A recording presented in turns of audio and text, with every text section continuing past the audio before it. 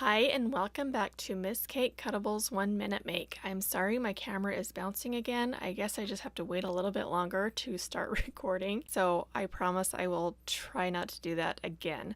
So today we are putting together a trick or treat Halloween title. This title from top to bottom, including the last layer of shadow, is about 5 inches tall. This cut out just perfect. So I think you could go smaller with this. I tried to make it big enough where you could see but small enough to be realistic, like on a scrapbook layout. For those of you that watched the live video today, thank you. And you guys, a bunch of you guys said that you were ready for Halloween SVGs. So this week we're going to work on some Halloween, and I'm sure we will do some more because Halloween, you guys know, is my second favorite holiday. So Jeff didn't have time to make me a print and cut today, so I'm going to put the SVG up. He took the kids to the Salt Lake Comic-Con, so I got a night off. It was actually very nice. So I'm just adding the shadows together. You don't need to use the shadows if you don't want, but they are there. And then I just kind of glued the sides of the bats down on the title just so it kind of looks like the way I had designed it. You can use them wherever you want.